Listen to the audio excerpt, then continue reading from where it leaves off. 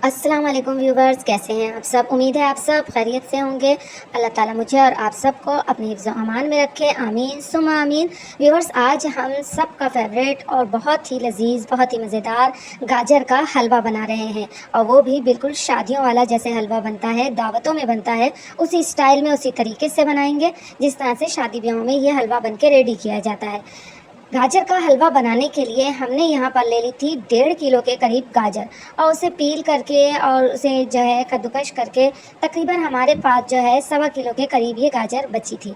तो आप ये हलवा 1 किलो से 1.5 किलो की गाजर के अंदर इस क्वांटिटी में बना सकते हैं। यहाँ पर मैंने गाजरों को छील लिया था और उसके बाद जो है इसे कद्दूकश कर लिया था। छीलने के बाद धो करके ड्राई करके उसके बाद आपने कद्दूकश करना है, फिर आपने गाजरों को धोना नहीं है। अब हम यहाँ एक कढ़ाई ले लेंगे, यानी कि खुले मुँह का बर्तन लेना है ताकि हलवे को भूनने में आसानी हो। इसके अंदर हम 1 किलो फुल फैट दूध ले लेंगे। यहाँ पर जो मैंने फुल फैट दूध आता है खुला हुआ, वो ले लिया था, और आधा किलो जो है मैंने ये डिब्बे वाला दूध जो होता है ये भी मैंने ऐड कर दिया था, ताकि हमारे पास जो दूध का क्वांटिटी है वो बहुत अच्छी सी हो जाए और ज़रा गाढ़ा गाढ़ा सा दूध हो। तो 1 किलो दूध लिया था हमने, इसे हमने बॉईल होने के लिए रख दिया है। यहाँ पर हम इसे तकरीबन 10 मिनट तक बॉईल करेंगे ताकि ये अच्छे तरीके से बॉईल हो और थोड़ा सा गाढ़ा गाढ़ा सा हो जाए। तो आप देख सकते हैं। अच्छा, यहाँ पर जो है फुल फैट दूध ही लेना है, और पाउडर वगैरह का जो पाउडर मिल्क दूध होता है वो नहीं लेना है। अब इसके अंदर जो ग्रेट की हुई गाजर है वो मैं ऐड कर रही हूँ। जब दूध अच्छे तरीके से 10 मिनट पक जाए तो उसके अंदर आपने ग्रेट की हुई गाजरों को ऐड करना है। गाजरों में पानी नहीं होना चाहिए, इस बात की आप तसल्ली कर लीजिएगा। और अब हम चूल्हे की आंच को जो है धीमा कर देंगे, कम कर लेंगे, यानी कि ताकि नीचे से ना दूध जले और ना ही गाजर जो है वो पतीली या किसी भी कढ़ाई पैन जिसमें आप बना रहे हैं उसके नीचे लगना नहीं चाहिए। ये देखें, यहाँ पर माशाल्लाह से दूध और गाजर पक रहा है, और जो इसके ऊपर मलाई आ रही है वो भी हम इसी के अंदर मिक्स करते जाएंगे। यहाँ मैंने तकरीबन 4 से 5 अदद इलायचियों को कूट करके डाल दिया है, जिससे हमारे हलवे की जो खुशबू है वो और भी ज़्यादा लजीज हो जाएगी। तो इसे हमें पकाते हुए तकरीबन 1.5 घंटा लग गया था, क्योंकि हमने इसे स्लो आंच पर दूध में पकाया था, और दूध जो था यहाँ पे हमने ड्राई करना था।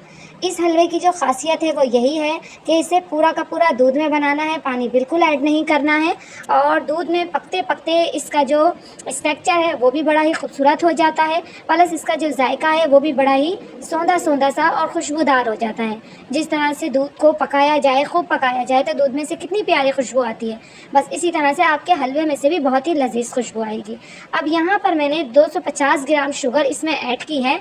आप अपने जायके के हिसाब से इसमें शुगर ऐड कर लीजिएगा, और उसके बाद आपने थोड़ा सा चख लेना है। अगर आपको शुगर कम लगे तो आप थोड़ी और ऐड कर लीजिएगा, वरना मैंने अपने हिसाब से बिल्कुल ये ठीक क्वांटिटी रखी थी शुगर की। अब ये देखें, शुगर ने जो है पानी छोड़ दिया है, ये आप देख सकते हैं। तो अब इस पानी को भी जो है ना हमने ड्राई करना है, और चम्मच चलाते रहना है। और ये मैं आपको दिखा दूं कि हमारा जो है नीचे जो है पैन के अंदर बिल्कुल भी ये हलवा नहीं लगा है। आप देख सकते हैं कि नीचे से पैन बिल्कुल साफ़ है, क्योंकि हमने इसे स्लो आंच पर बनाया है।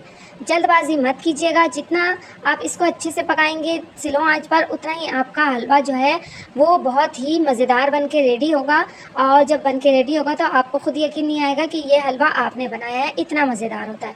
वीडियो कैसी लग रही है? अच्छी लगे तो लाइक और कमेंट ज़रूर कीजिएगा। जो फर्स्ट टाइम चैनल देख रहे हैं, चैनल को सब्सक्राइब करना मत भूलिएगा। और यहाँ पर मैंने कुछ ड्राई फ्रूट ले लिए थे, काजू, बादाम, पिस्ता वगैरह, इसे मैंने कट करके रख लिया था। साथ में खोया लिया था 1 प्याली, और यहाँ पर तकरीबन चांदी के वर्क भी मैंने ले लिए थे। अब इस तमाम हलवे को हमने एक डिश में निकाल लेना है। आपकी मर्ज़ी है, आप किसी भी डिश के अंदर इसे निकाल लें, और सेट करने के बाद अच्छे तरीके से इसके ऊपर आपने खोया जो है वो ऐड कर देना है, और उसके बाद आपने इस पर चांदी के वर्क लगा देने हैं। तो मैंने भी लगा दिए हैं चांदी के वर्क यहाँ पर, इससे लुक बहुत खूबसूरत लगती है। और अब मैं इसके ऊपर तमाम ड्राई फ्रूट जो मैंने कट करके रखा था वो मैं इस पर ऐड कर दूंगी। आपकी मर्ज़ी है, आप थोड़ा सा डालें या ज़्यादा डालें।